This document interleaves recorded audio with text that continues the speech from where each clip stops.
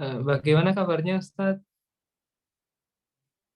Alhamdulillah. Kedengeran nggak nih? Terdengar, cuma agak kemeresek ya Ustadz. Sebentar, masih kemerasa nggak nih? Iya, nggak begitu jernih. Sebentar.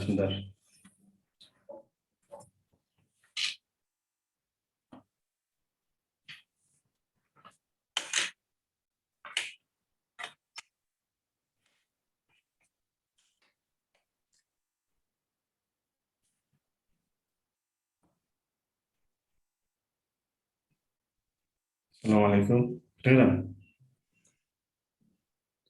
Dengar Ustadz, cuma Masih agak kemerasa? gimana. Masih kemerasa nggak? Cukup cukup jelas Ustadz, cuma agak gimana gitu suaranya. Sebentar. Kalau ini Eh, atau yang tadi Sama sih, sama ya? lebih lebih jelas ini Ustadz. Bisa sini.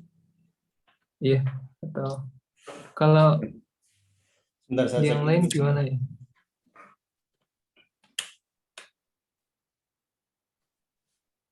Jelas? Jelas Ustadz. Oh, harus dekat. Nanti saya harus harus dekat berarti. Oh iya, lebih baik begitu Ustadz. Boleh kita mulai ya Ustadz ya? Boleh. Baik, Assalamualaikum warahmatullahi wabarakatuh. Waalaikumsalam warahmatullahi wabarakatuh. Alhamdulillahirabbil alamin. Assalatu wassalamu ala asrofil anbiya'i wal mursalin wa ala alihi wa sahbihi ajma'in. Asyhadu an la ilaha illallah wahdahu la syarikalah wa asyhadu anna Muhammadan abduhu wa rasuluh. Segala puji syukur senantiasa kita panjatkan kepada Allah Subhanahu wa taala karena atas limpahan rahmatnya pada malam hari ini kita dapat menghadiri talaki kitab Ahlul Haq wa Sunnah bersama Ustadz kita, Ustadz Wahyudi. Pada kali ini kajian telah memasuki jilid kedua buku Ahlul Haq wa Sunnah dengan tema Peta Epistemologi Pemikiran Islam. Langsung saja kita masuk ke materi yang akan disampaikan oleh Ustadz Wahyudi. Kepada Al-Ustadz kami persilakan. Baik. Assalamualaikum warahmatullahi wabarakatuh. Waalaikumsalam warahmatullahi wabarakatuh. Alhamdulillahirrahmanirrahim. Wassalatu wassalamu ala asyrafil anbiya wal mursalin. Sayyidina wa maulana Muhammadin wa ala alihi wa sahbihi ajma'in amma ba'du. Jemaah sekalian yang kami hormati, puji syukur kehadirat Allah Subhanahu wa taala. Pada kesempatan kali ini kita masih bisa ngaji bareng meskipun sekadar lewat udara. Mudah-mudahan mendapatkan barakah dari Allah Subhanahu wa taala. Salat serta salam semoga tetap tercurahkan kepada junjungan kita Nabi Muhammad sallallahu alaihi wasallam. Jamaah sekalian yang kami hormati, pada pertemuan atau seri yang ke-18 ini kita akan melanjutkan bahasan sebelumnya terkait kajian filsafat. Hanya sebelumnya pada pertemuan lalu kita telah melihat perjalanan filsafat Barat Yunani, kemudian bagaimana masuk ke dunia Islam dan lain sebagainya, keterpengaruhan pemikiran atau filsafat Islam dari pemikiran-pemikiran Barat Yunani terutama. Untuk saat ini kita akan mencoba melihat petanya, peta pemikirannya. Sesungguhnya terkait peta pemikiran ini sebelumnya telah ada sebuah buku yang ditulis oleh Al-Jabiri dengan Naqdul Aql Arabinya, yang kemudian banyak dikupas oleh para tokoh Islam, meskipun buku ini juga banyak yang mengkritik, banyak yang memberikan kritikan yang juga cukup tajam, karena memang beberapa terma-terma yang disampaikan oleh Al-Jabiri cenderung ke barat, maksudnya ke Maroko-Marokoan lah. Jadi orang-orang yang di timur, di Irak, di Syam banyak protes, sederhananya seperti itulah. Meski demikian, karena dia kan hanya sekedar peta pemikiran, sekedar epistemologi, bukan metodologi. Saya sampaikan lagi, epistemologi, bukan metodologi. Karena hal yang sangat berbeda. Jika kita campur adukkan dua hal ini, nanti akan kacau. Epistemologi maksudnya adalah sumber ilmu pengetahuan. Dalam bahasa Arab sering disebut dengan masadirul ma'rifah atau masadirul ma'rifah atau al-ma'rifiyah atau nadhariyatul ma'rifah, itu sama. Jadi kalau ada istilah nadhariyatul ma'rifah, al-ma'rifiyah, itu maksudnya adalah filsafat, ilmu atau epistemologi. Kalau metodologi itu sudah sarana untuk mencari kebenaran melalui manhaj atau metodologi tertentu. Jadi ini harus digarisbawahi, dibedakan, karena nanti kalau tidak akan terjadi kerancuan. Nanti barangkali di bagian akhir akan saya sampaikan terkait kerancuan ini ketika kita menggunakan manhaj Tarsih Muhammadiyah. Epistemologi menurut peta epistemologi ini menurut Al-Jabiri, pemikiran Islam ya, ini bayan, burhan, dan irfan. Ini perlu dibedakan dengan epistemologi yang saya petakan sendiri, yang sebelumnya yang dibuka oleh Haqqus-Sunnah, di mana saya membuat peta ada namanya nazar, fitrah, dan irfan, ya kan? Jadi di mana bedanya? Kalau yang saya petakan itu seperti yang saya tulis dalam buku saya terkait dengan epistemologi pemikiran ketuhanan dalam pemikiran Islam. Dengan perlu digarisbawahi adalah ketuhanan. Jadi lebih spesifik, bukan pemikiran Islam secara umum, hanya terkait dengan persoalan ketuhanan saja. Di situ saya memetakan menjadi 3, yaitu nazar, fitrah, dan irfan. Sementara kalau pemikiran Islam secara umum, Al-Jabiri menulis sebuah buku yang disebut dengan Naqdul Aql Arabi sebagai peta pemetaan. Saya sendiri mencoba menulis buku yang judulnya Islam Menjawab, menguak beberapa persoalan fikih dan usul fikih. Ini bukunya. Yang jilid 2 ini yang separuh buku ini membahas tentang bayan, burhan, dan irfan, terutama nanti korelasinya dengan istihad Muhammadiyah.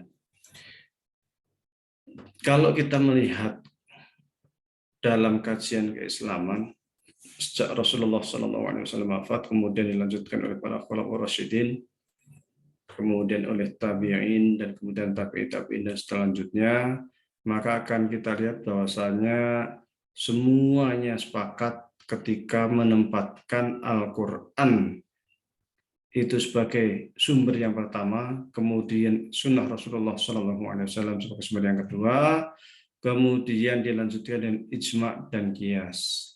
Setelah itu baru muncul istihsan, istislah, syariat maqabalana, aqwal sahabi, dan lain sebagainya. Yang jumlahnya itu terjadi khilaf antar ulama. Ada yang mengatakan 12, ada yang 36, dan lain sebagainya. Karena nanti ada terkait urf, terkait al-adah, dan lain-lain. Syariah maqabalana, aqwal al-Madinah, dan lain sebagainya. Itu menjadi khilaf antar ulama. Namun semua sepakat bahwasanya pucuk sumber pengetahuan Islam yang jadi rujukan adalah Al-Quran, kemudian Sunnah Rasulullah SAW.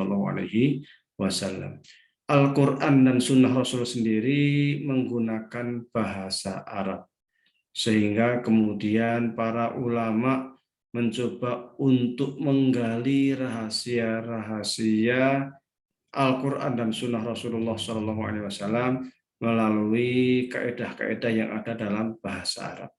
Pada mulanya ketika masa sahabat itu tidak ada yang namanya ilmu nahwu, sorof, balaghah, badi', bayan, ma'ani itu belum ada karena mereka itu ketika belajar ya ketika mereka membaca Quran Sunnah ya sesuai dengan apa yang mereka alami.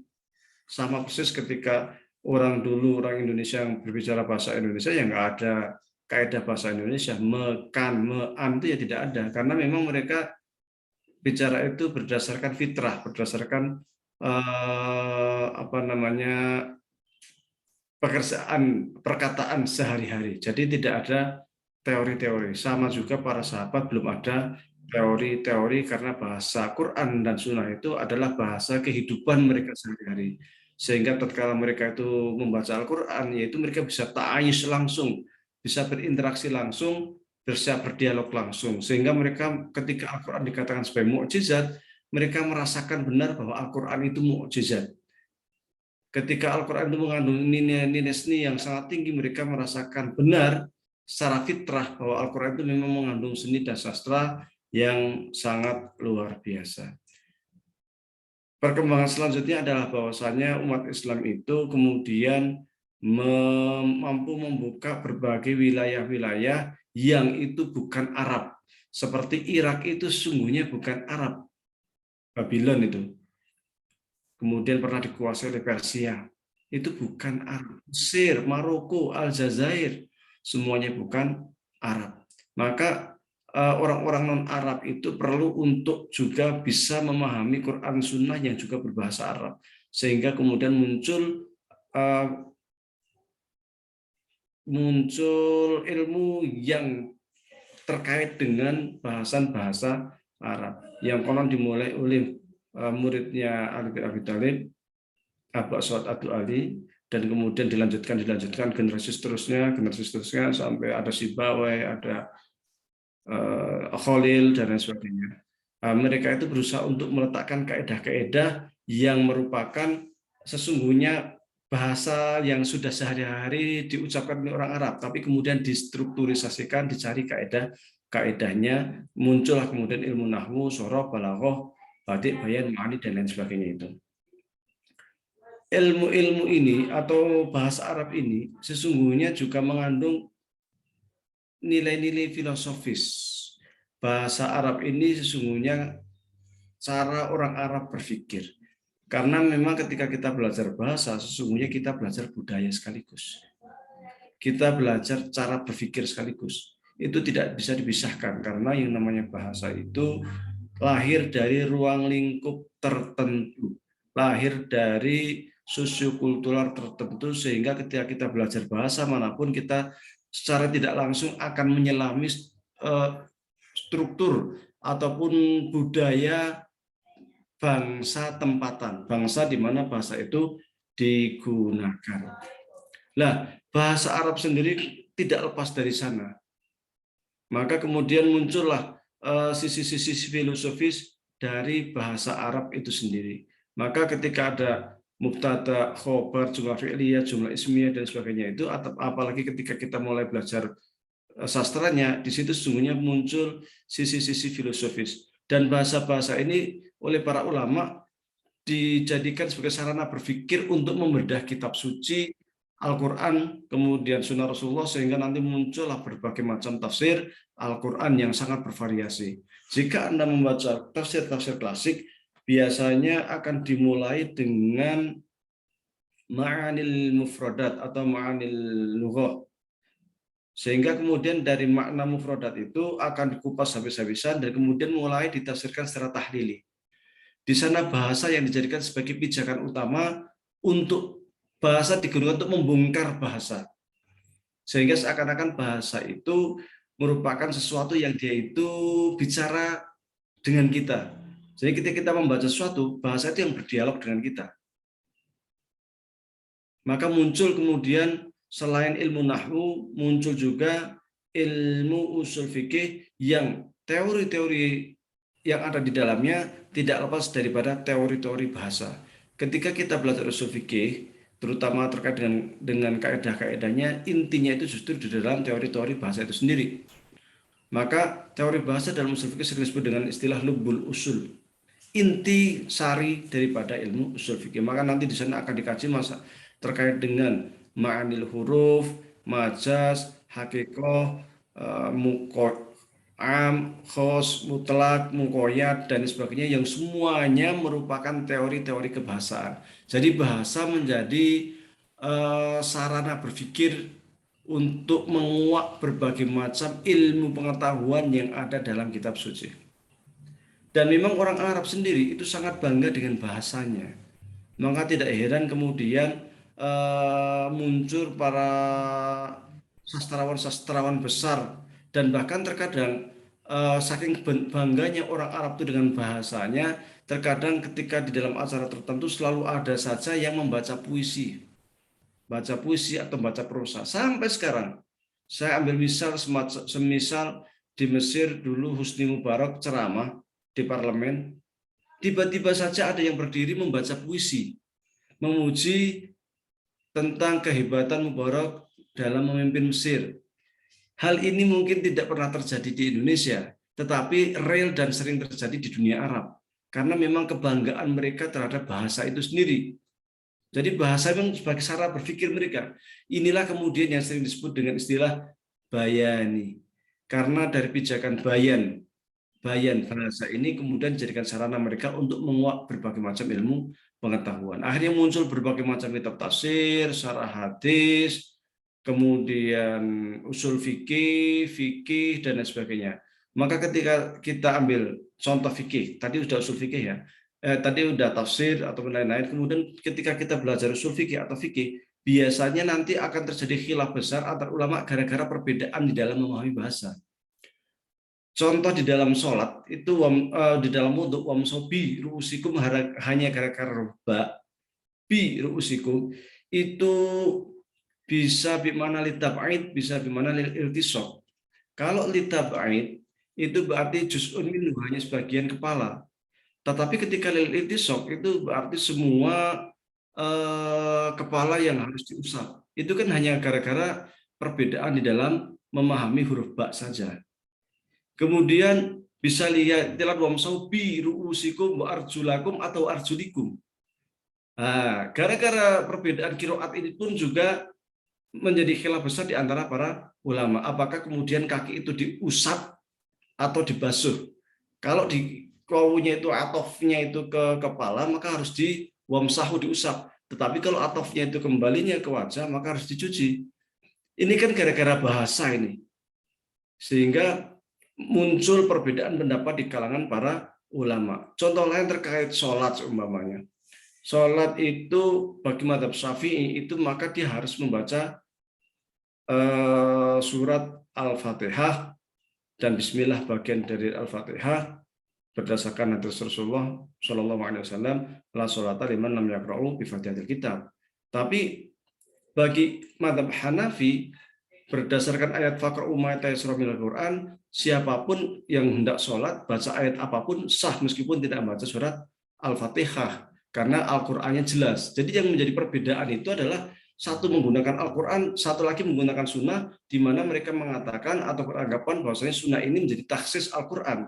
Sementara yang lain beranggapan bahwasanya Al-Qur'an itu qat'i dan lebih kuat, maka ketika berbenturan dengan hadis maka Quran harus didahulukan. Nah ini kan yang diotak-atik sungguhnya adalah bahasa.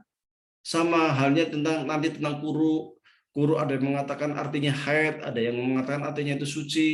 Lagi-lagi ini terkait dengan bahasa. Dari perbedaan pandangan bahasa itulah kemudian muncul usul fikih bayan yang di sana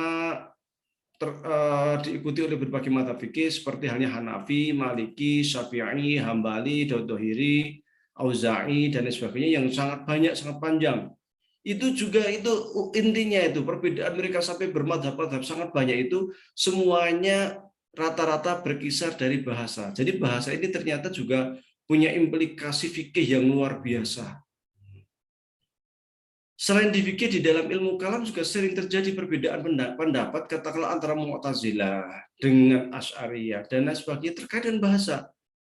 Bagaimana kita menyikapi ayat-ayat mutasyabihat? Apakah kita harus mentakwil atau tafwid? standar takwil itu bagaimana, apa itu takwil. Itu semua yang digunakan adalah kaidah-kaidah bahasa.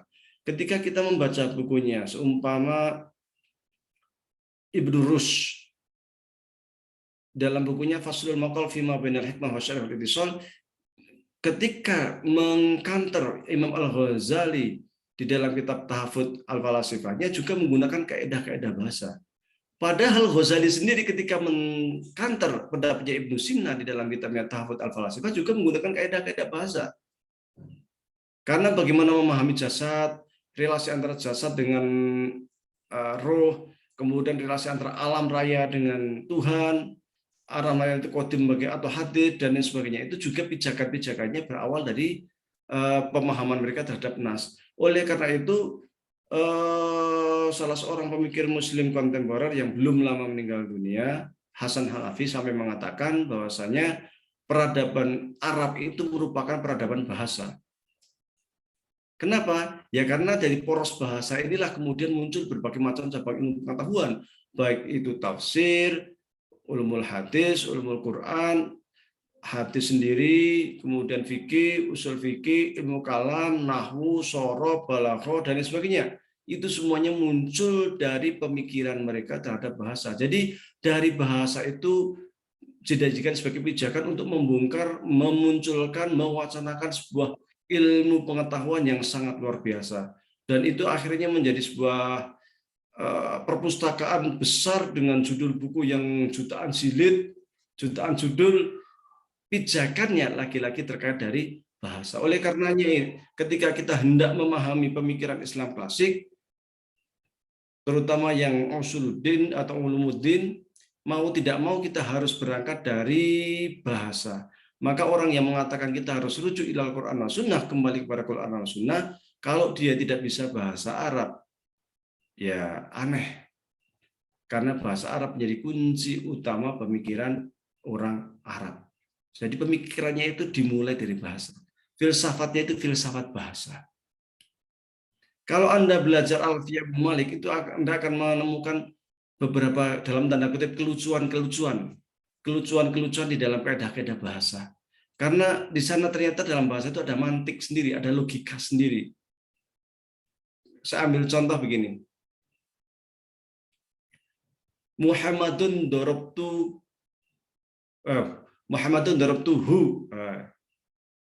Muhammadun wa Umarun darabtuhu. Hu ini kembali ke siapa? Muhammad dan Umar saya pukul.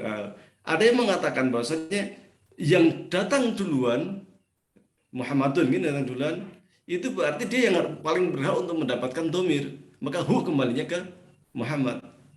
Tapi ada yang mengatakan nggak bisa, yang paling dekat dengan domir itu yang paling berhak untuk mendapatkan hak domir, berarti Umar, gitu kan? Jadi ini kan akhirnya dari logika kayak gini ini nanti muncul banyak pendapat itu di dalam ilmu bahasa. Dan itu nanti ketika kita mengaji tafsir, mengaji hadis, mengaji ulum Quran akan menemukan seperti itu.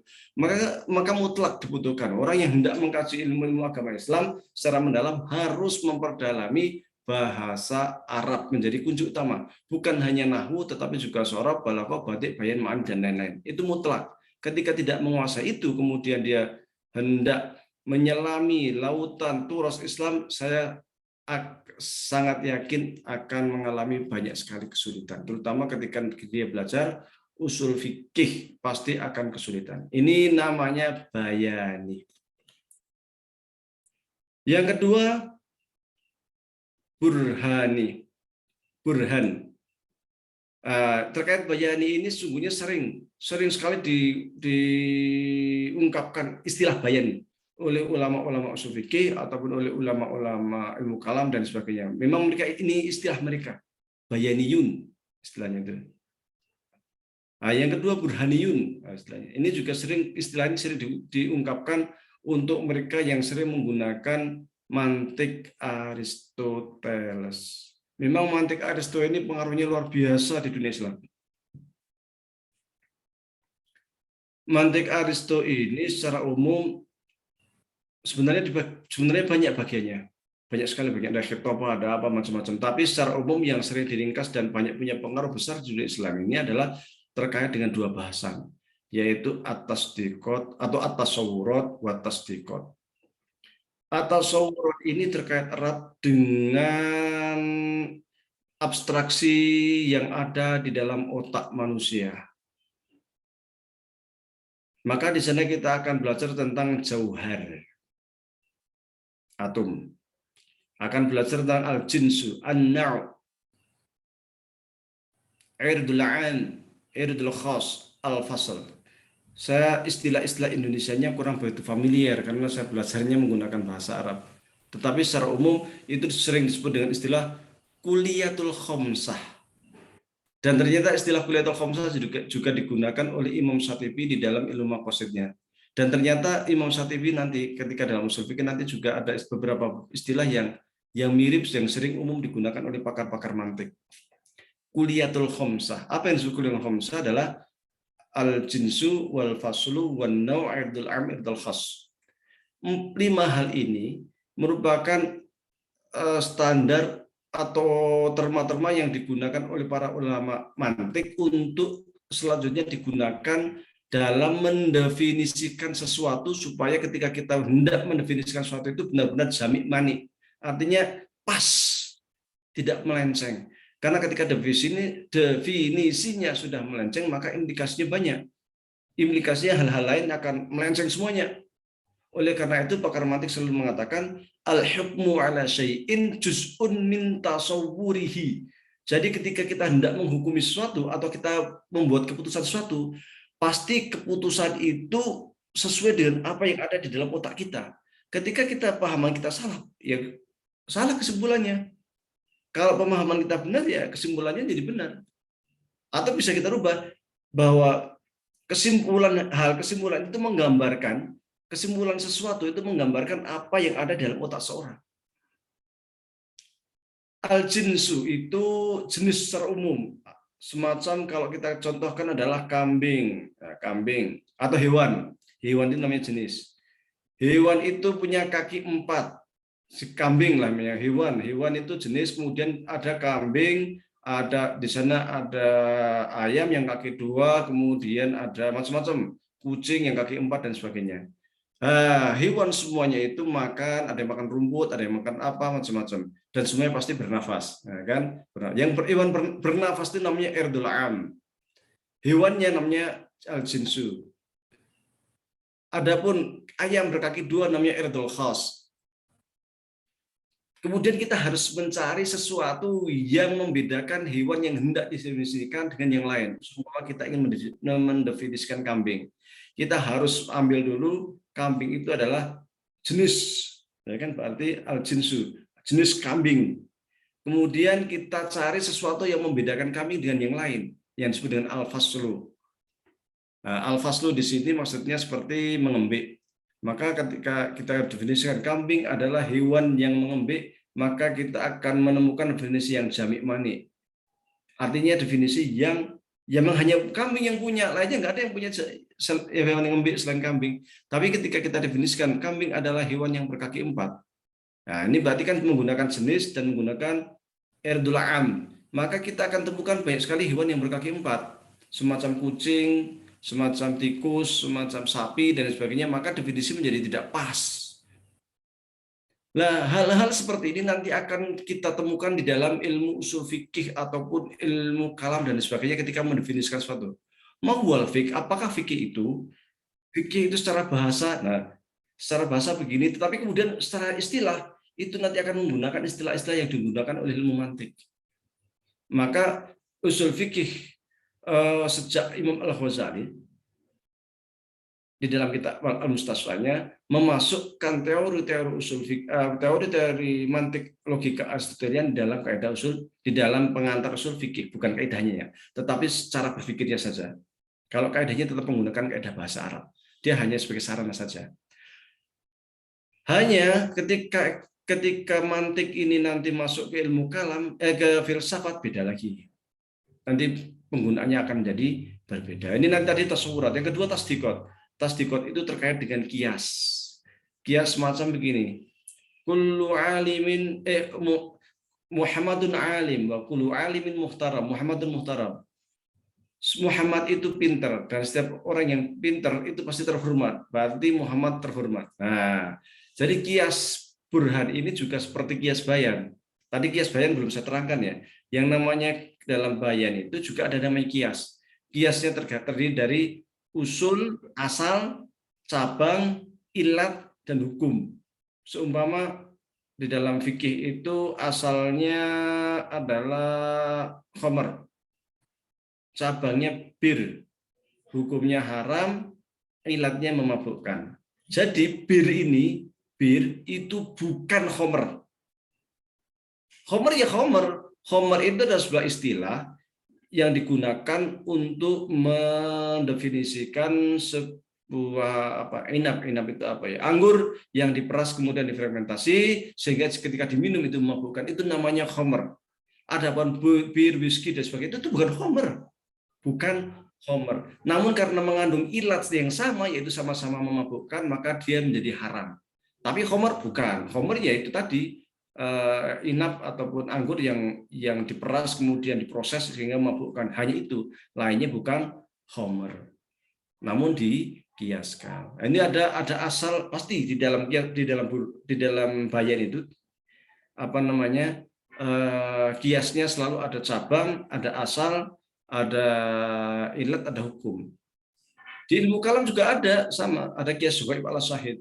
Di dalam balaghah sama, ada musyabah, musyababi, wujud syibu, ada apa namanya adawatu tasbih, gitu kan. Di dalam syorab juga ada namanya mazad, ada mauzun. Nah, jadi ada kias, selalu ada kias. Di dalam ilmu bayan itu selalu ada kias. Dan kiasnya itu kebanyakan yang 4 syarat itu, al-aslu, asal, cabang, ilat, dan hukum. Di dalam burhan, ilmu burhan, juga ada kias. Tadi yang logika Aristoteles itu. Kiasnya terdiri dari berapa tadi? 4. Muqaddimah kubro, muqaddimah sughra, robit, natijah.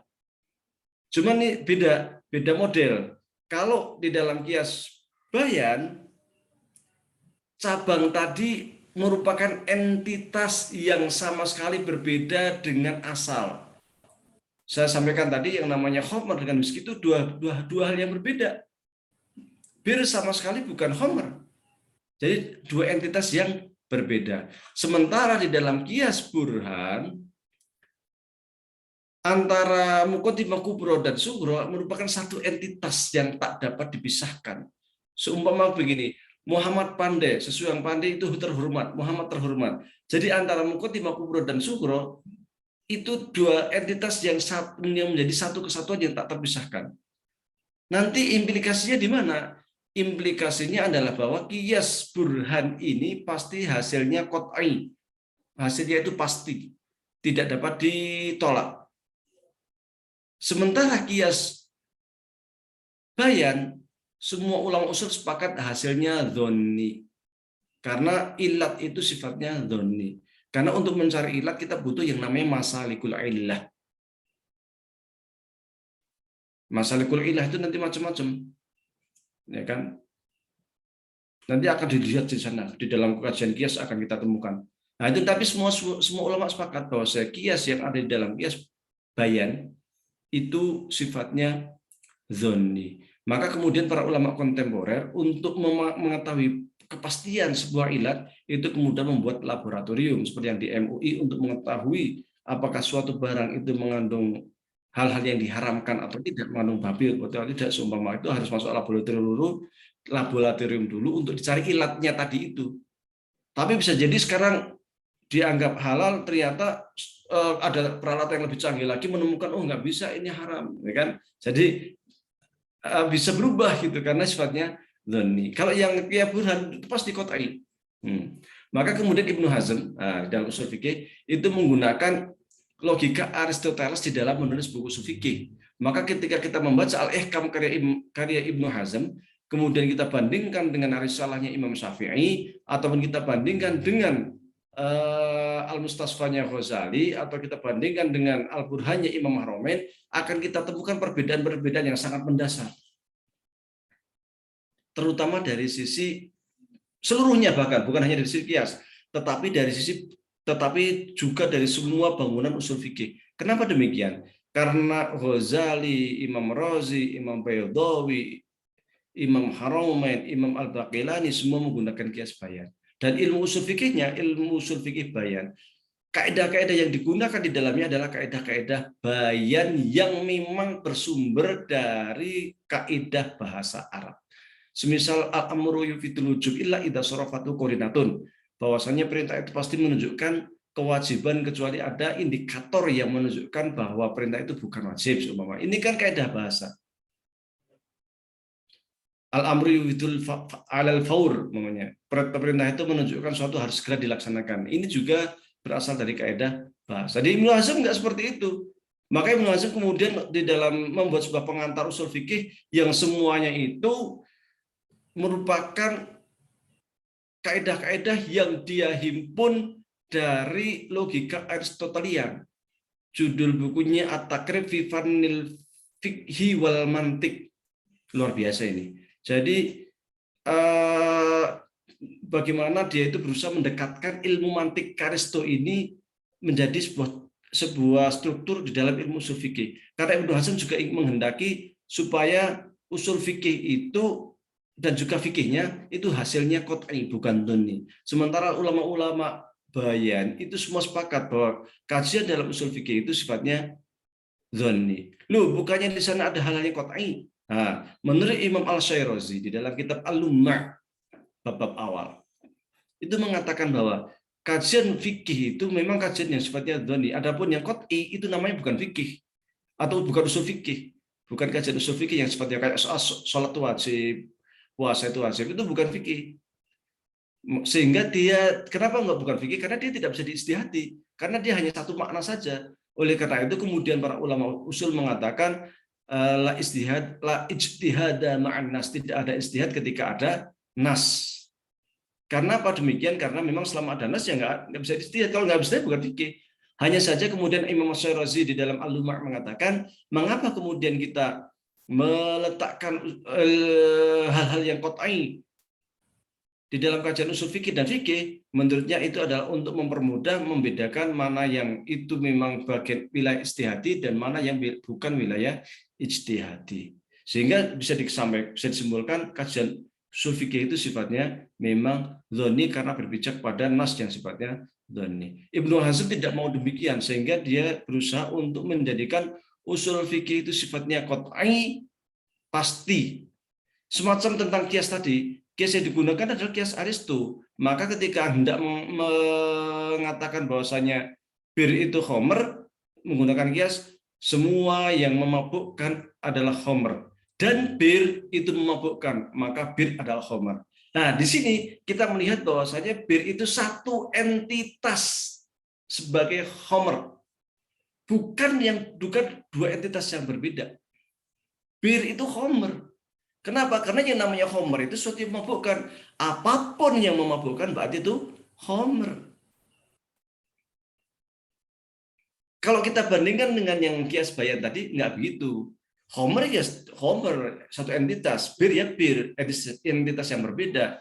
Namun bir dikatakan haram karena mempunyai ilat yang sama. Ada kesamaan ilat di sana, yaitu sama-sama memabukkan. Karena sama-sama memabukkan, maka dihukumi haram. Nah, karena ini kiasnya beda, maka seringkali satu sama lain sering menegasikan. Ulama bayan sering mengatakan bahwasanya Ibnu Hazm ini menafikan kias. Padahal sesungguhnya Ibnu Hazm tidak menafikan kias, tapi memang tidak menggunakan kias bayan. Sementara Ibnu Hazm juga sering mengkritik para ulama usul bayan yang dengan mengatakan bahwasanya ulama atau kias bayan itu sifatnya dhonni, hasilnya nggak pasti, maka mestinya kita menggunakan kias-kias yang sifatnya pasti. Itu baru sisi kias. Nanti kita akan temukan di dalam kitab Al-Ahkam itu banyak sekali istilah-istilah yang berbeda. Contoh lain, mereka menggunakan istilah ad-dalil untuk istihad, istinbatul ahkam itu dulu itu orang-orang zahiri itu menggunakan istilah ad-dalil 'inda dzahiriyah atau usul fikih, tapi menggunakan istilah ad-dalil. Ad-dalil ini memang istilah yang umum digunakan oleh para ahli mantik. Jadi ulama mantik itu sering menggunakan istilah ad-dalil, menggunakan istilah al-hujjah, menggunakan istilah al-burhan. Ini terminologi yang umum digunakan oleh pakar mantik, pakar filosof. Dan memang ketika kita melihat Ibnu Hazm, memang dia orangnya sangat luar biasa dan fanatisme terhadap logika Aristo memang sangat luar biasa. Memang di sana ada beberapa, sama kita bandingkan dengan Imam Ghazali ya. Imam Ghazali juga termasuk orang yang sangat fanatik dengan logika Aristo, dan bahkan logika Aristo dijadikan sebagai pengantar di dalam ilmu usul fikih. Namun Imam Al-Ghazali sekadar menjadikan ilmu mantik dalam usul fikih sekadar sebagai sarana berpikir saja, bukan dijadikan sebagai sebuah metodologi sendiri. Dia hanya pengantar supaya pemikiran kita baik saja, tidak lebih dari itu. Supaya ketika berpikir itu tidak salah saja. Bukan kemudian logika Aristo itu yang dijadikan sebagai pijakan untuk diolah sehingga membuat sebuah metodologi ijtihad sendiri. Memang Ibnu Hazm ini luar biasa. Maka ketika kita membaca usul fikih Ibnu Hazm, mau tidak mau kita harus paham ilmu mantik. Ini dalam usul fikih. Di dalam filsafat jelas, para filosof ketika hendak melakukan filsafat menggunakan terma-terma ilmu mantik Aristo, sangat jelas sekali. Karena nanti di sana itu mereka akan berpikir bebas. Bahkan mantik Aristo itu dalam tanda kutip copy paste lah dari mantik Aristo yang digunakan oleh para filosof Muslim.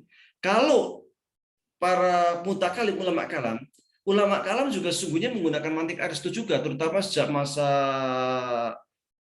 setelah Ghazali ya. Seperti Imam Amiti. Imam Amiti bahkan di dalam kitabnya Al-Ibkar fi Usuluddin itu di bab pertama mukadimah itu panjang lebar berbicara tentang ilmu mantik. Namun nanti akan banyak perbedaan, bahwasanya ilmu mantik di dalam kajian ilmu kalam seperti hanya usul fikih hanya dijadikan sebagai alat saja, alat berpikir saja. Dan di sana banyak terma-terma yang diperbarui, semacam tentang jauhar seumpama. Orang ulama kalam hanya mengakui jauhar itu sesuatu yang sifatnya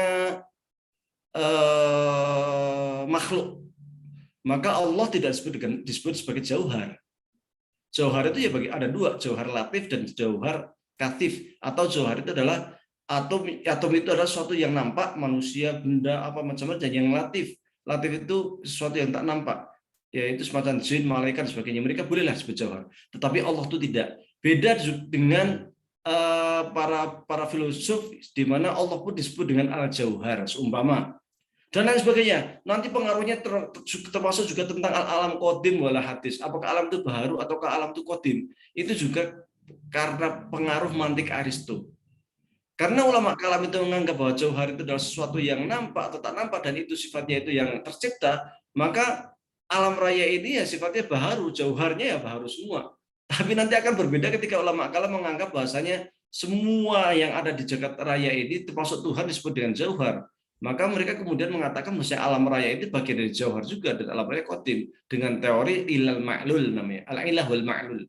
Ilal ma'lul itu maksudnya adalah ada Tuhan, otomatis ada alam, sehingga wujudnya alam itu sungguhnya mirip dengan hubungan antara matahari dengan cahaya. Muncul matahari, otomatis muncul cahaya. Ini di dalam ilmu filsafat. Burhan juga sering digunakan di dalam ilmu sains dan lain sebagainya. Termasuk di dalam ilmu maqasid syariah. Makanya saya katakan tadi, ilmu maqasid syariah ini menggunakan beberapa terma yang digunakan oleh pakar mantik seperti Kuliyatul Khamsah. Dan Imam Syatibi sendiri ketika menulis ilmu usul fikih cenderung melihat kepada sisi makna-makna, bukan sisi lafal-lafal.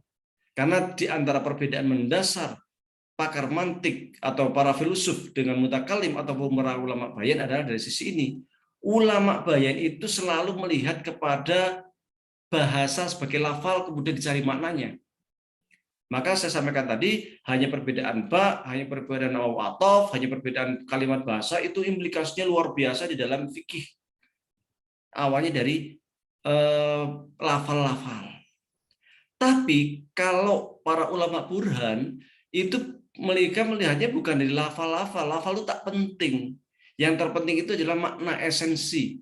Maka kalau kita lihat di dalam kitab Maqasid Syariah, barangkali siapa yang membaca buku ilmu maqasid akan menemukan bahasanya Imam Syatibi berusaha keras untuk bukan meninggalkan, tetapi menjauhi perdebatan dari yang ditimbulkan dari kaidah-kaidah bahasa. Imam Syatibi melihat pada sisi substansi, yaitu makna. Karena inti utama itu adalah di makna. Ngapain kita repot-repot terkait dengan perbedaan antara rumah dengan wisma? Atau sama-sama intinya kan tempat tinggal. Wisma ya rumah, rumah ya wisma, kan seperti itu. Kalau ulama bahasa beda wisma sama rumah itu. Rumah itu begini, kalau wisma begini, ya kan? Wisma lebih elit, kalau rumah itu biasa beda, rumah gubuk sama wisma sama ini beda. Bagi ulama Burhan, ya sama-sama tempat tinggal, ngapain diperdebatkan? Intinya kan tempat tinggal. Nah, inilah yang terkait dengan makna-makna ini yang berusaha kemudian dirumuskan oleh Imam Syatibi di dalam ilmu maqasid syariah al-mafaqat, dan dia juga menggunakan istilah kuliyatul khamsah sebagaimana yang digunakan oleh para ulama ilmu mantik. Ternyata sudah hampir sejam. Belum menginjak ke Irfan ya. Saya lanjut sedikit aja, setelah itu kita dialog. Khawatir terlalu malam.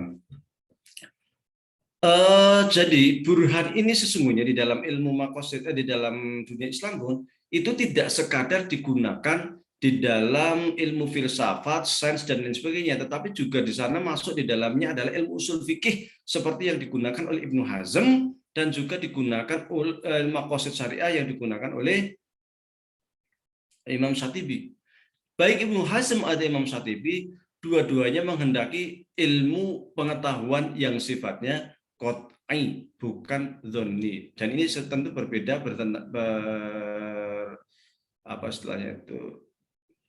berbedalah dengan para ulama bayan yang memang menyatakan semua ilmu pengetahuan fikih itu sifatnya dzanni. Ibnu Hazm dan Imam Syatibi hendak mengatakan ilmu itu harus sifatnya qat'i, harus pasti, jangan dzanni. Dan memang kemudian setelah Imam Syatibi ini setelah itu tidak terlalu banyak diperhatikan, namun kemudian belakangan terutama saat ini ilmu maqasid mendapatkan perhatian yang luar biasa di kalangan para ulama usul, yang kemudian istilah kuliyatul khamsah yang hanya ada 5, kemudian para ulama kontemporer banyak memberikan tambahan-tambahan, di antaranya kemudian adalah namanya kalau kuliyatul khamsah itu kan apa? Hifdzuddin, hifdzul akal, hifdzul nasl, hifdzul mal, apalagi hifdzul akal. Jadi menjaga agama, menjaga akal, menjaga jiwa, menjaga harta dan kehormatan. 5 aja. Namun kemudian ulama kontemporer mulai menambah al-huriyah, kebebasan berpendapat seumpamanya. Ada yang menambah lagi al-bi'ah, lingkungan, dan lain sebagainya. Jadi mulai muncul ijtihad baru. Dan ada lagi perbedaan yang mendasar antara bayan dan burhan adalah sistematika di dalam membuat struktur konsep pemikiran. Ulama bayan itu cenderung sifatnya itu partikular, satu, sangat partikal sekali. Maka ketika kita melihat usul fikih ataupun fikih itu satu pendapat itu dipecah-pecah jadi banyak banget. Ya kayak tadi, wabsopir usikum, kemudian mu'ataf, itu baru itu ya. Nanti akan ketemukan kitab fikih yang berjilid-jilid itu sumbernya dari situ. Kenapa bisa banyak dan berjilid-jilid ya? Karena persoalan-persoalan partikular itu tadi, juz'iyat istilahnya. Tetapi kalau di dalam Al-Burhan itu tidak satu kemudian dikembangkan sebagai cabang, satu itu cabang. Saya sampaikan tadi di ciri-ciri burhan itu adalah antara muqaddimah kubra dan sughra itu satu entitas yang tak terpisahkan, bukan dua hal yang berbeda. Kalau bayan antara usul dan fara itu adalah entitas yang berbeda. Nanti akan muncul perbedaannya dalam maqasid syariah, namanya tujuan dasar diturunkan hukum syariah dibagi menjadi berapa? Doruriyat 3, hajiat, tasniat, kan gitu bagi 3. Nanti doruriyat dibagi menjadi 5, ya kan? Hifdzuddin, hifdzul akal, hifdzul nafsal, dan sebagainya. Nanti setelah itu doruriyat dibagi menjadi 2 lagi. Ada yang doruriyat sifatnya hajiat, ada yang doruriyat sifatnya tasniat umpamanya kan. Nah, nanti yang hifdzuddin bagi lagi. Jadi satu kemudian cabang. Dan yang belakang ini satu entitas dan yang pertama nyambung, satu kesatuan yang tak terpisahkan. Sehingga hasilnya sifatnya qat'i. Ini dalam maqasid syariah. Mirip juga yang disampaikan di dalam Qiyas Ibnu Hazm. Nah, jadi dan terkadang antara bayan dan burhan juga berbeda gitu. Nanti akan nampak nanti di dalam ijtihad, umpamanya gini. Kalau dalam usul fikih umpama. Nah, hurrimat alaikum al-maitatu wad-damu walamul khinzir. Bagi ulama bayan, jelas yang namanya maitah, bangkai itu haram. Melihat ayat yang mengatakan hurrimat, diharamkan bagimu apa? Bangkai. Kalau ulama burhan ngelihatnya nggak situ, ngelihatnya makna. Tadi kan saya sampaikan ciri-cirinya ulama bayan itu kan dia melihat pada sisi-sisi lafal. Kalau ulama burhan melihatnya dari sisi-sisi makna. Maka yang akan menjadi pertanyaannya adalah kok daging bangkai diharamkan, kenapa ya? Nah, jadi situ kenapa ya? Bukan kenapa menggunakan kata hurimat ya? Kenapa kok tidak menggunakan kata yang lain? Semisal nuhia atau apa, dan lain sebagainya lah. Tapi kenapa kok menggunakan kata hurimat? Nah, kan gitu. Kutiba alaikumusiyam. Kenapa kok menggunakan kata kutiba ya? Kenapa tidak menggunakan kata furidho semuanya, difardukan atau wujibah, diwajibkan. Nah, tapi kutiba. Nah, semua itu biasanya sering digunakan itu dalam ijtihad ulama bayan. Kalau ulama burhan nggak kayak gitu. Intinya apa sih gitu loh? Intinya kenapa kok puasa itu ada wajiban, itu maksudnya apa gitu. Kenapa kok kemudian daging bangkai itu diharamkan? Kenapa? Kenapa kemudian kok khamr itu diharamkan itu kenapa? Jadi masalah dia iskarnya, kenapa menggunakan kata iskar, kenapa nggak menggunakan kata lain, itu nggak dibahas di dalam ulama burhan. Nggak penting. Yang penting itu substansi. Kenapa sih? Nah, maka kita akan melihat perbedaan yang sangat menonjol cara pandang dan cara istihad ulama bayani dengan ulama burhani, baik di dalam maqasid syariah, di dalam usul fikihnya, di dalam ilmu kalamnya, di dalam filsafatnya dan sebagainya. Di dalam filsafat dan ilmu kalam, ketika kita membaca tahafud, kemudian baca buku-buku Ibnu Sina, sesungguhnya mereka itu kan perdebatan antara bayaniyun dengan burhaniyun. Perdebatan antara ulama bayan dengan ulama burhan sesungguhnya. Satu kekeh dengan bayannya, satu kekeh dengan burhannya. Yang kemudian dibela, Ibnu Sina dibela oleh Imam Ibnu Rus di dalam beberapa bukunya seperti yang saya sampaikan tadi, Faslul Maqal, kemudian ada buku lain, Kasyu Manahijil Adillah fi Aqwaidil Millah. Kemudian buku yang lain yang lebih lengkap lagi, Tahafud at-Tahafud. Jadi itu perdebatannya sesungguhnya adalah perdebatan bayaniyun dengan burhaniyun, ulama bayan dengan burhan. Ketika kita bisa mendalami logika-logika bahasa Arab, kemudian kita juga mendalami logika-logika mantik atau logika mantik Yunani, Aristoteles, maka kita ketemu kenapa kok mereka nggak ketemu ya? Ya memang kan dari awal pijakan awal itu sudah nggak ketemu. Satu menggunakan teks bahasa sebagai pijakan, satu menggunakan logika sebagai pijakan. Ya nggak ketemu, beda titik tolaknya itu beda. Meskipun kadang-kadang di beberapa persoalan juga ketemu sebenarnya. Tetapi sisi-sisi filosofis kadang berbeda. Hasilnya nanti kadang sama. Seumpama antara bir itu baik ulama bayan atau burhan sama-sama makan khamr, sama-sama makanan haram. Tapi perbedaannya di mana? Dari sisi cara pandang secara filosofisnya, cara berpikirnya. Tapi sama-sama natijahnya, hasilnya sama. Imam Syafi'i ataupun Imam Hanafi mengatakan haram, Ibnu Hazm juga mengatakan haram. Cuman cara berpikirnya beda. Satu mengatakan semua yang memabukkan itu pasti khamr, dan semua dan kemudian bir itu memabukkan maka bir khamr, ya kan?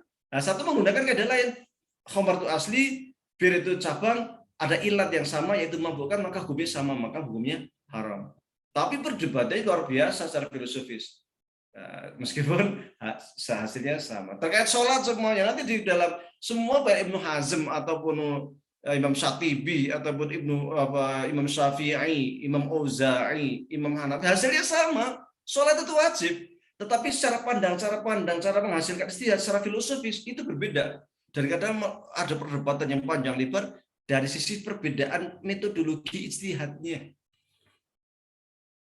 Jadi ternyata antara bayan dan burhan ini juga banyak punya implikasi, dan kadang implikasinya nanti sangat radikal, terkadang saling kafir mengkafirkan, seperti halnya Imam Al-Ghazali yang mengkafirkan Ibnu Sina dari perbedaan cara pandang yang kemudian nanti dikonfirmasi atau ini oleh Ibnu Rus, dan nanti ada kritikan lagi dari siapa? Ibnu Taimiyah, di mana Ibnu Taimiyah juga mengkanter burhaniyun sekaligus bayaniyun.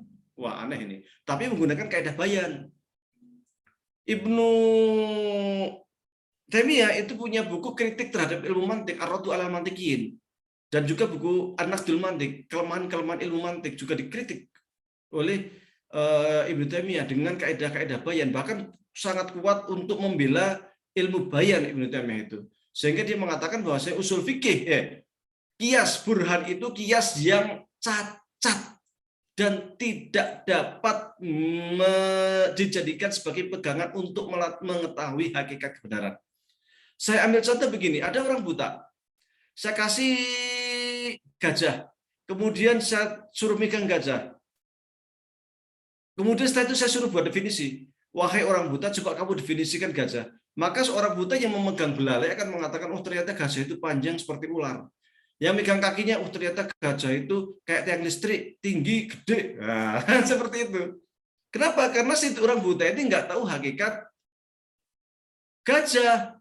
Sehingga kias Aristo itu hanya hanya berlaku untuk memang orang yang sudah tahu hakikat sesuatu. Orang yang sudah melihat gajah, orang yang sudah melihat kambing, dia pasti akan bisa mendefinisikan kambing. Coba kita sampaikan ke orang yang belum pernah lihat kambing, belum pernah kita melihat gajah. Saya sampaikan kepada orang yang mendengar kambing aja belum pernah. Saya katakan kambing adalah hewan yang lembek. Pasti nggak paham. Apa itu? Kambing aja nggak tahu, nggak perlu lihat. Mengembik itu apa nggak tahu. Jadi definisinya jadi muspro. Jadi nggak ada gunanya gitu loh. Padahal fungsi daripada definisi itu adalah untuk mengetahui hakikat sesuatu. Ngapain mau definisi kalau hakikat sesuatunya nggak ketahuan? Maka Ibnu Taimiyah kemudian mengatakan yang paling penting dan paling urgent itu sesungguhnya adalah melakukan studi empirik. Kalau ingin lihat tahu gajah, ya datangkan gajah, teliti langsung. Maka Ibnu Taimiyah itu bisa dikatakan sebagai tokoh empirisme dalam peradaban Islam dan sejarah Islam. Dia membela mati-matian penelitian ilmiah seperti halnya yang digunakan oleh ulama usul fikih. Karena ulama usul fikih ketika hendak mengetahui sebuah kebenaran menggunakan kias, yang dijadikan patokan utama adalah illah. Dan untuk mengetahui illat sebuah hukum itu harus melalui kajian empirik. Maka MUI punya laboratorium untuk mengetahui apakah sesuatu itu mengandung illat haram atau tidak. Ibnu Taimiyah juga didukung oleh Imam Suyuti yang menulis buku mantik juga judulnya Su'unul Mantik, di mana beliau juga sangat mengkritik pakar mantik. Karena dilihat bahwasanya logika Aristoteles ini banyak sekali terhadap banyak kelemahan dan banyak cacat. Dari semua sisi, bukan hanya dari kiasnya, tapi juga dari sisi tasawuratnya, cara membuat definisinya. Maka ketika kita baca buku Ibnu Taimiyah yang judulnya itu Ar-Raddu 'alal Mantiqiyin, kita akan menemukan bagaimana Ibnu Taimiyah itu dengan cerdasnya luar biasa mengkritiki mantik dari sisi tasdikotnya dan tasawuratnya dan tasdikotnya dengan sangat detail.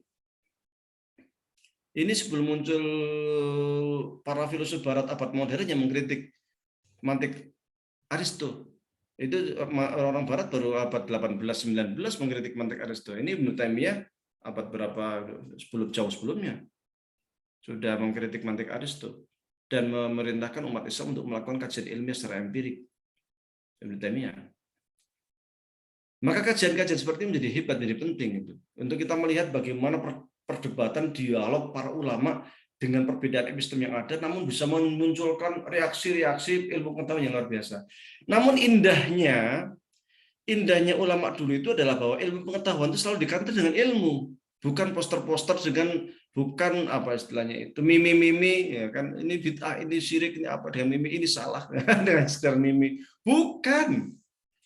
Ghazali ketika dia nggak setuju dengan Ibnu Sina menulis buku Tahawut Falasifah yang sangat tebal dan sangat ilmiah luar biasa. Kemudian dikritik oleh Ibnu Rus, Tahawut At-Tahawut juga luar biasa. Kemudian dikritik oleh Ibnu Taimiyah dalam buku Dar'u Ta'aridil Aqli wa Naqli yang 9 jilid itu luar biasa, sampai ngeritik sampai 9 jilid. Mengkritik siapa? Ibnu Sina dan Ghazali. Jadi ilmu memunculkan ilmu, memunculnya dialektika pengetahuan. Jadi hal seperti yang semestinya perlu kita contoh bersama, yang perlu kita kaji bersama.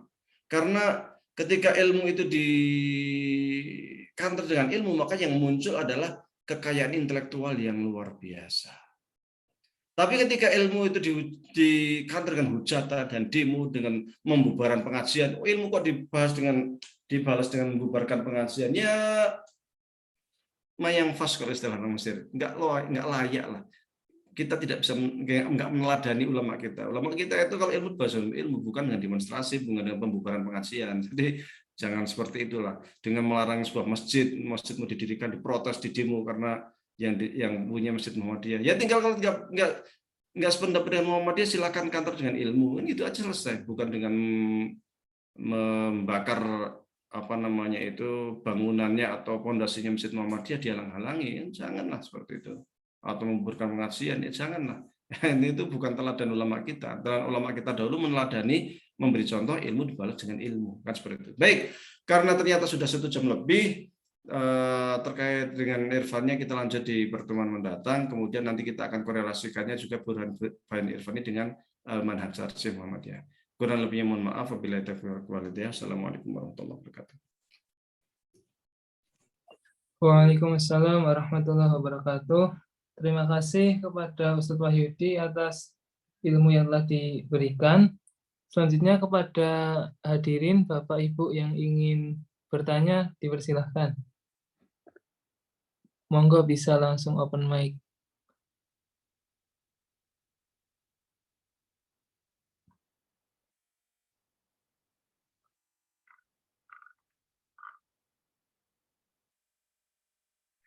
Mungkin saya izin bertanya ya. Silahkan Mas Fikri. Jadi gini ya, kan umat Islam kan sudah pemikirannya kan sudah dibilang kan lebih maju kan daripada pemikiran orang Barat gitu kan. Ada yang 1000 tahun, ada yang 800 tahun, ada yang lain sebagainya gitu kan, dalam jarak yang mungkin bisa dibilang jauh. Tapi kenapa ya di peradaban masa kini gitu kan, kenapa justru peradaban Barat yang dirasa dulu dalam sejarahnya itu tertinggal, justru kenapa malah lebih maju dibandingkan kita yang dulu memiliki pemikiran yang lebih maju daripada Barat itu sendiri. Terima kasih, Pak. Kurang lebihnya seperti itu. Saya langsung jawab aja biar nggak lupa. Wa tilkal ayyamu nudawiluha bainan nas. Memang roda itu berputar, kadang di atas, kadang di bawah.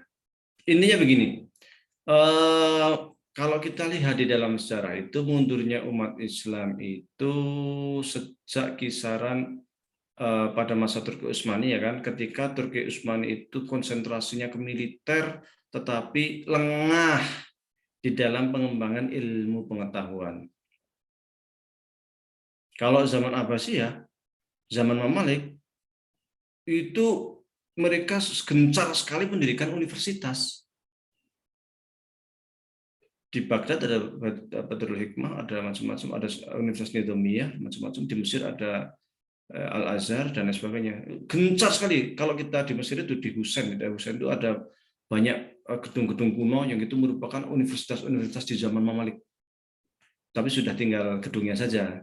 Yang masih hidup sampai sekarang ya Al-Azhar, yang umurnya sudah di atas 1000 tahun lebih kan. Jadi sangat gencar untuk mendirikan universitas. Sementara Turki Utsmani pada masa belakangan terlalu sibuk di militer, tapi lengah untuk mendirikan universitas, sehingga pemikiran Islam mengalami kemunduran. Di sisi lain, Barat itu waktu setelah mereka itu bergaul dengan dunia Islam, terutama Perang Salib, muncul kekagetan bahwasanya ternyata umat Islam sudah mengalami kemajuan yang luar biasa. Sehingga mereka kemudian mulai mengambil banyak manuskrip untuk kemudian dijadikan sebagai diktat di Barat, termasuk seperti kitab kononnya Ibnu Sina, Al-Qanon Fitib, itu sampai 800-an tahun dijadikan diktat sana, termasuk kitab Al-Hawi Fitib, kitab Al-Hay'ah di dalam astronomi dan sebagainya. Dan mereka kemudian di Barat, bahkan di Eropa Barat itu muncul gerakan yang namanya Ar-Rusdiyah kalau bahasa Arabnya. Saya kurang tahu kalau bahasa Indonesianya. Maksudnya adalah para pengikut Ibnu Rus, dan itu bukan Muslim. Bukan orang Muslim, orang Kristen, di mana mereka itu sangat mengagung-agungkan pemikiran Ibnu Rus yang memang Ibnu Rus itu sangat sangat rasional dan menghormati ilmu pengetahuan, penelitian ilmiah apa macam-macam itu. Bahkan bukan hanya itu, gerakan Rusdiyah, para pengikut Ibnu Rus ini terpengaruh juga ketika mereka itu memahami Injil, sehingga ketika Anda membaca filsafat skolastik itu inti-intinya adalah bagaimana relasi antara Tuhan dengan akal atau ilmu dengan akal, sama dengan bahasan-bahasan yang digagas oleh Ibn Rus, kan seperti itu. Kemudian sejak abad tahun 1500-an 1600-an mulai banyak bergejolak di Eropa, kemudian puncaknya adalah revolusi industri. Nah, ini orang Eropa gencar mendirikan universitas, mendirikan sekolahan dan sebagainya. Sementara Turki Utsmani lemah. Sehingga Ali Pasha di Mesir tahun 1700 sekian itu merasa gemes dengan perilaku Turki Utsmani. Sehingga dia mulai, Ali Pasha ini gubernur ya, gubernur Mesir. Gubernur Turki yang ada di Mesir. Dia bukan orang Mesir aslinya, orang Makedonia. Tapi diangkat gubernur dan dikirim ke Mesir, ditempatkan di Mesir. Dia gemes sehingga dia itu kemudian mengirim banyak tokoh-tokoh Al-Azhar, para santri-santri Al-Azhar, untuk dikirim ke Prancis untuk belajar di Prancis waktu itu. Karena Eropa mulai berkembang seperti ada Tohtowi dan sebagainya. Dan mereka ini ketika pulang ke Mesir mulai muncul para tokoh-tokoh pembaharu, termasuk generasi setelahnya muncul Muhammad Abduh, Mesir Rasid Ridho dan sebagainya, itu Jamaluddin dari saya kan, Jamaluddin, Muhammad Abduh, Rasid Ridho, Qasim Amin dan sebagainya. Banyak muncul kemudian tokoh-tokoh pembaharu di sana.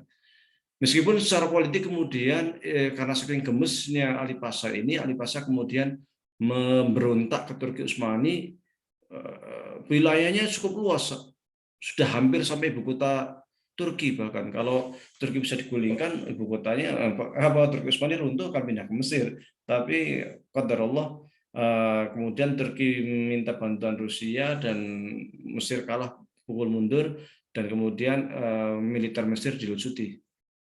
Nah, ini contoh dari sana, dari kurang perhatiannya terhadap ilmu pengetahuan ini, terutama di akhir-akhir Turki Utsmani, memunculkan kemunduran umat Islam di berbagai bidang.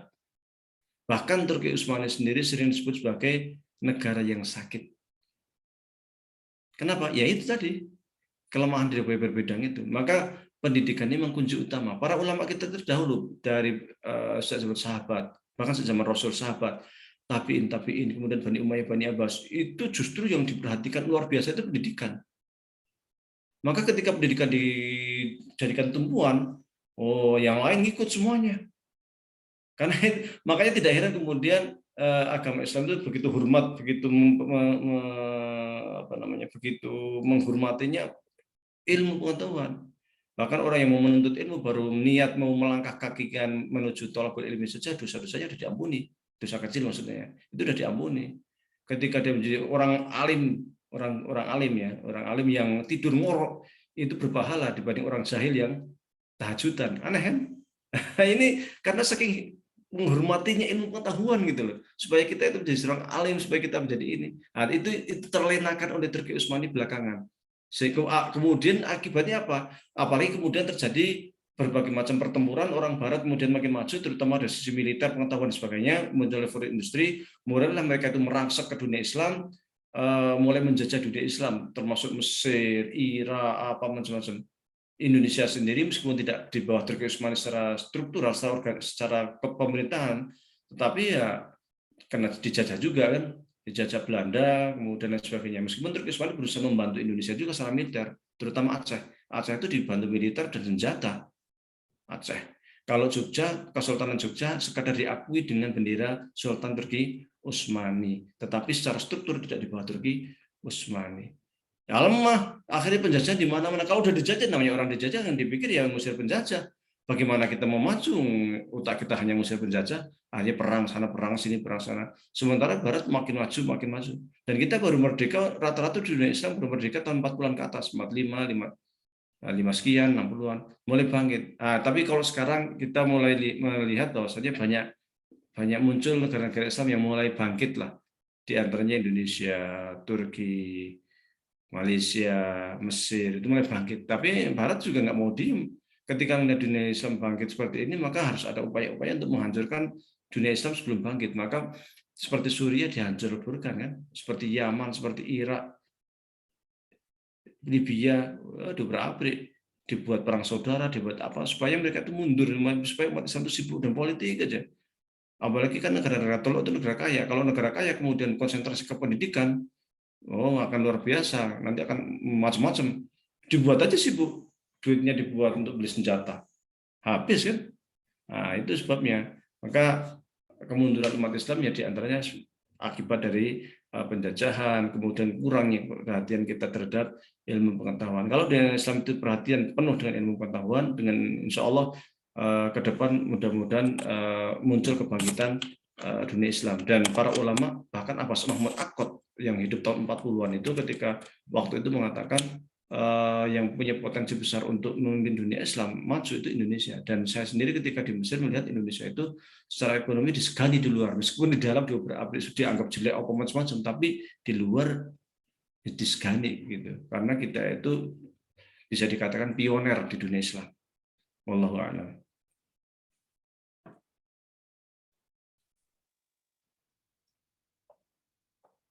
Jazakallah Ustaz Wahyudi. Apakah ada tanggapan dari Mas Fikri? Mungkin cukup sih. Terima kasih. Ya, terima kasih juga atas pertanyaannya Mas. Selanjutnya ada lagi yang ingin bertanya? Ya, Bismillahirrahmanirrahim. Assalamualaikum warahmatullahi wabarakatuh. Waalaikumsalam. Waalaikumsalam warahmatullahi wabarakatuh. Mohon maaf ya sebelumnya. Ini off-cam karena sinyalnya kurang bagus. Kemudian tadi juga saya masuknya agak terlambat ya. Nah, yang saya ingin tanyakan ya. Tadi itu kalau saya saya simpulkan penjelasan Ustadz Wahyudi itu seolah-olah antara Bayani dan Burhani itu bertolak tidak ada komprominya gitu, semacam antara satu dengan yang satunya lagi itu semacam sampai ada pertentangan gitu. Nah, sedangkan di Muhammadiyah, walaupun tadi juga ternyata mau dijelaskan ke depannya ya, mudah-mudahan nanti saya bisa menyimaknya dan bisa lebih jelas memahaminya. Nah, sedangkan di Muhammadiyah itu sepertinya itu akan dikompromikan ya. Yang kalau saya tangkap, saya juga belum paham juga ya. Antara Bayani dan Burhani, bahkan Irfani itu seolah-olah kalau memang ada titik temunya ya ada komprominya gitu ya. Wah, itu seperti apa ya? Mohon penjelasannya. Itu yang pertama. Yang kedua, memang ini kembali kepada kalau peradaban ya kualitas sumber daya manusianya ya. Nah, kalau kualitas sumber daya menurut sepengetahuan Ustadz Wahyudi ya, negara mana sesungguhnya yang dari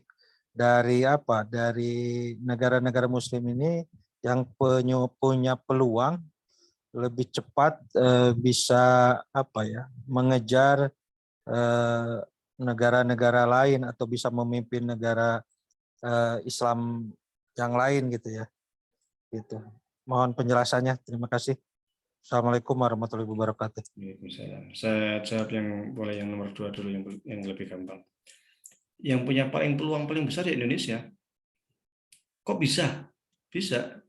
Pertama dari sisi geografis. Kita itu jauh dari pusaran konflik. Mengharapkan Turki. Turki itu perang terus dengan daerah Suriah, ada apa semacam-macam, sibuk.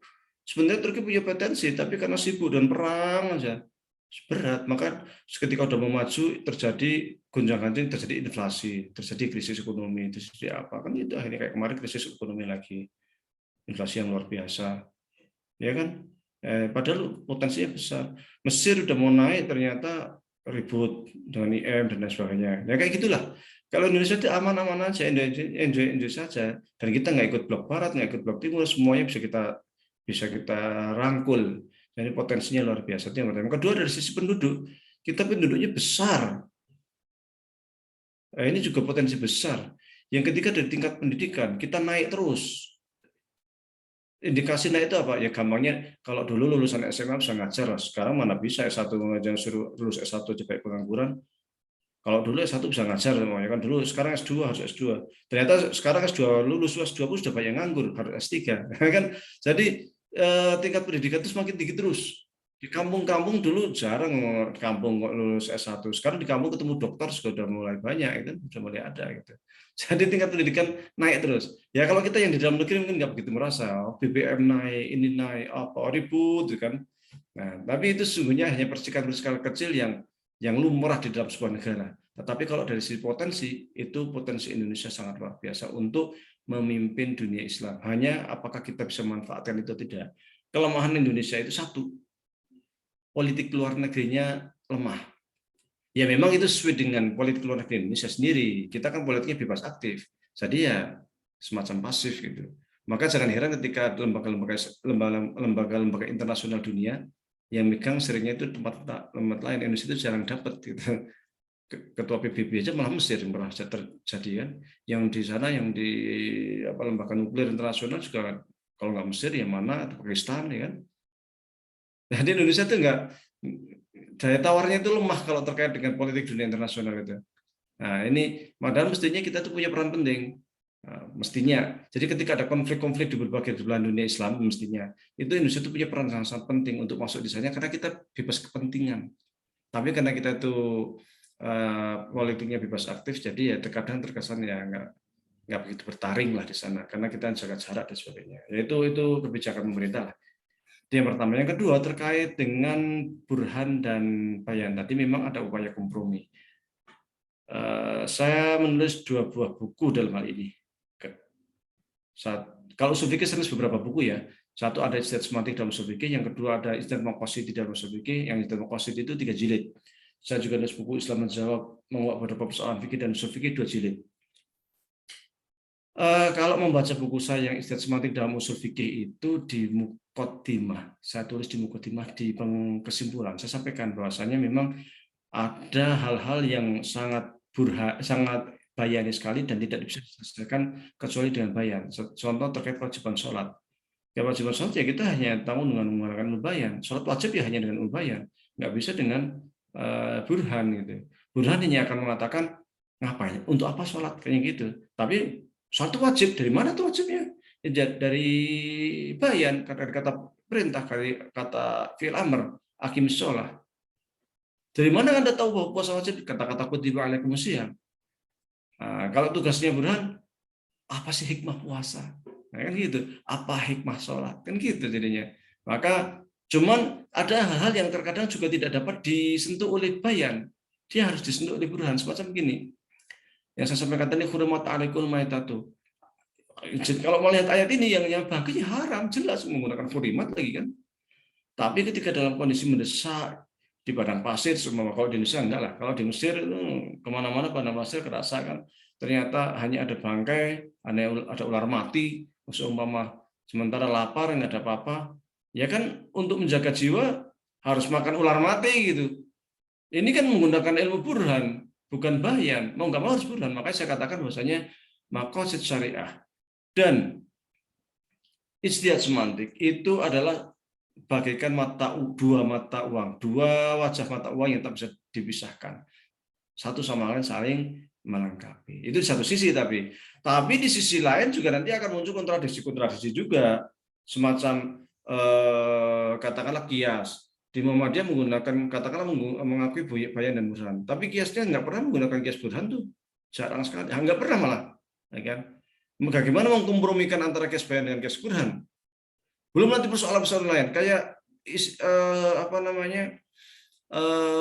istiadatnya digunakan Daud Adh-Dhahiri jarang dijadikan pertimbangan aja, jarang di Muhammadiyah, apalagi jadi dirujuk, padahal itu burhani.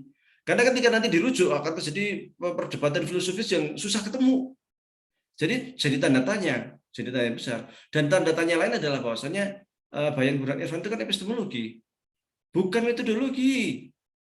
Kalau metodologi itu jelas arahnya. Kalau epistem itu nanti akan muncul struktur epistem yang berbeda. Saya kasih contoh. Dalam Bayan itu ada Hanafi. Antara Hanafi dan Syafi'i beda. Syafi'i dan Maliki beda. Maliki dengan Hambali beda. Hambali dengan Atsauri beda. Dengan Muzani beda. Dengan Daud Adh-Dhahiri beda. Dengan Laiti beda. Dengan Tabari beda. Banyak sekali perbedaan-perbedaan. Di Bayan, ketika kita menghadapi berbagai macam perbedaan itu, apa yang kita lakukan? Metodologi apa yang kita gunakan? Kan gitu. Ini baru sesama Bayan loh. Belum nanti ketika terjadi benturan antara Bayan dengan Burhan. Kalau Muhammadiyah ingin mengkompromikan, caranya apa? Mana metodologi yang bisa kita gunakan untuk mengkompromikan? Pakai apa? Atau mana copy paste-nya lah? Atau bisa di-share di sini, kita kaji bareng-bareng metodologi Muhammadiyah dalam mengkompromikan Bayan dan Burhan. Enggak ada. Itu sebatas teori. Karena Bayan sama Burhan itu nanti cabangnya banyak sekali, strukturnya banyak sekali. Jadi itu epistem, makanya dari awal saya katakan itu epistem. Muhammadiyah menjadikan itu sebagai metodologi, enggak hanya di Muhammadiyah saya pikir yang menjadikan sebuah epistem jadi metodologi. Enggak ada, enggak bisa kok bisa. Aneh.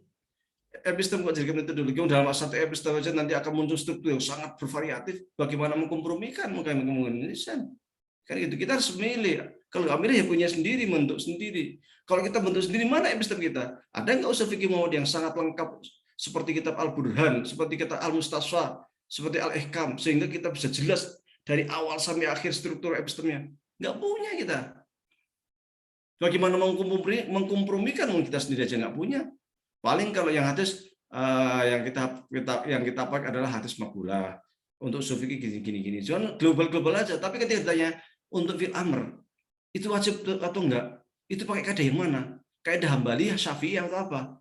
Kalau fil amr yufdil for atau enggak? Itu menggunakan kaidah siapa? Yang punya kita nggak punya lagi, kosong lagi. Maka di sini kita jadi minder sebenarnya. Jadi ketika hendak mentarjih jadi mimpes gitu. Ini kalau kita hendak mengkompromikan atau mengkomparasikan antara Bayan Burhan Muhammadiyah dengan para ulama kita yang telah meletakkan sebuah metodologi dengan sangat mapan.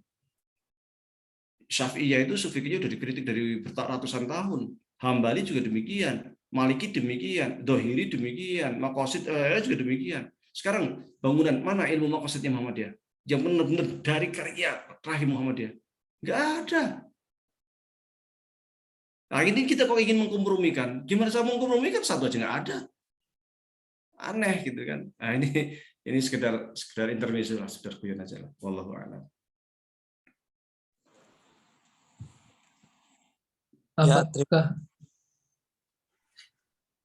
Terima kasih Ustadz Wahyudi ya. Dan makin menarik nih pembahasannya.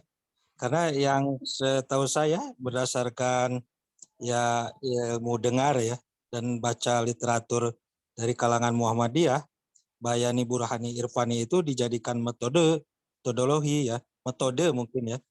Nah, sedangkan barusan Ustadz Wahyudi menyebutkan bahwa ketiga hal itu adalah epistemologi. Nah, ini juga menarik nih. Mohon penjelasannya. Ya, terima kasih. Syukuran. Kalau metode kan harus jelas. Metode itu langkah-langkah jelas. Kadang langkah-langkah Burhan yang dipakai Muhammadiyah itu apa? Langkah-langkah Bayan itu apa? Langkah-langkah Irfannya mana? Nggak ada. Dan itu global semua. Kalau nanti saya belum bahas tentang Irfan ya. Nggak Irfan itu ini lagi. Kalau itu epistem terbuka lebar. Terbuka lebar. Kalau tadi Irfan terbuka lebar, perdukunan juga boleh nanti di Muhammadiyah. Pergi ke tempatnya Gus Samsudin juga silahkan saja kan, istilahnya lah. Mau percaya dengan orang-orang biksu, sufi-sufi Kristen, Yahudi, ya silahkan saja. Itu mereka menggunakan Irfan semua karena itu metode yang terbuka. Makanya jangan kaget ketika di Manhaj Tarsyih di bagian akhir di bab Irfan itu dikatakan semua itu menuju kebenaran. Akhirnya seakan-akan mengatakan bahwasanya semua agama itu jadi benar karena semua mengalami pengalaman spiritual masing-masing. Itu insya Allah nanti pertemuan mendatang lah kita akan lebih detail lagi terkait dengan Irfan. Baik, wallahu a'lam. Oh, satu lagi metode sama apa tadi? Sama epistem ya. Jadi kalau metode jelas. Metode itu harus jelas ininya, langkah-langkah step by step ya.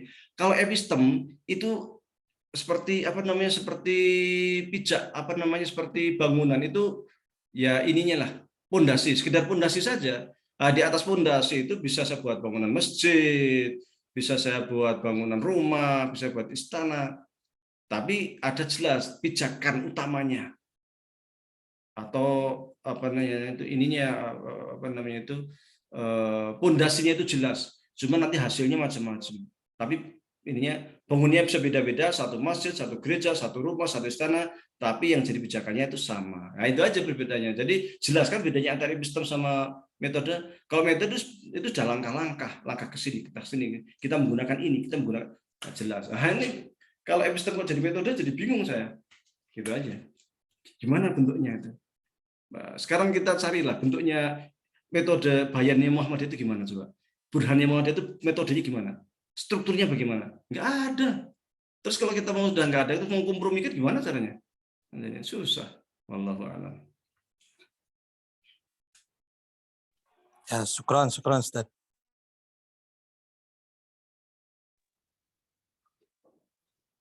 Baik, terima kasih kepada Ustadz Wahyudi dan Pak Wawan Sugiarto atas jawaban dan pertanyaannya.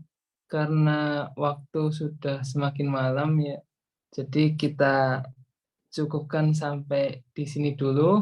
Apabila masih ada pertanyaan-pertanyaan bisa disimpan untuk ditanyakan di pertemuan berikutnya.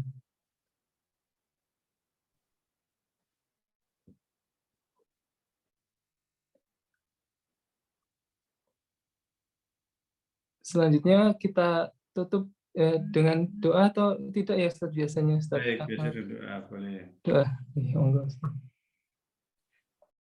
Baik, sebelumnya mudah-mudahan apa yang kami sampaikan bermanfaat. Mohon maaf sekiranya banyak salah, banyak khilaf, dan sekiranya ada yang kurang tepat. Ditunggu masukannya lah untuk pertemuan yang akan datang. Mudah-mudahan juga masih berlanjut ternyata ya, belum selesai nggak apa-apa. Sedikit-sedikit. Padahal dia udah 18 kali pertemuan ya. Setiap pertemuan sejam setengah. Ini ada yang nanya, ini rutin nggak? Iya, ini rutin. Setiap 2 minggu sekali. Nah, 2 minggu sekali kita ngaji. Biasanya saya share di grup dan juga di Facebook saya untuk jadwalnya. Biar yang hendak ikut dipersilahkan. Baik, mari kita beristighfar. Astaghfirullahaladzim.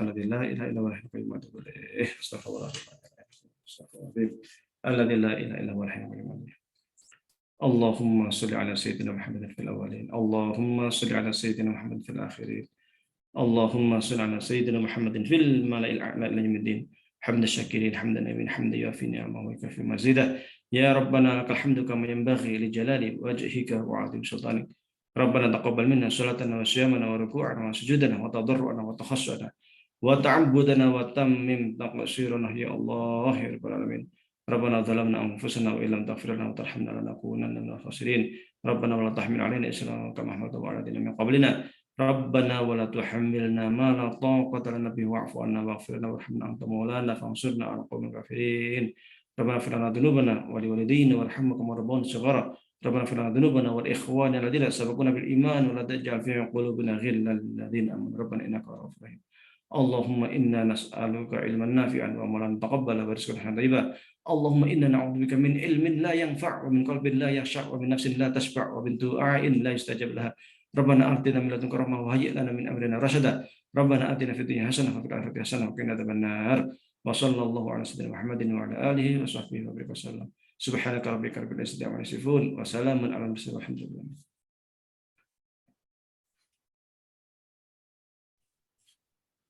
Demikian rangkaian acara pada malam hari ini.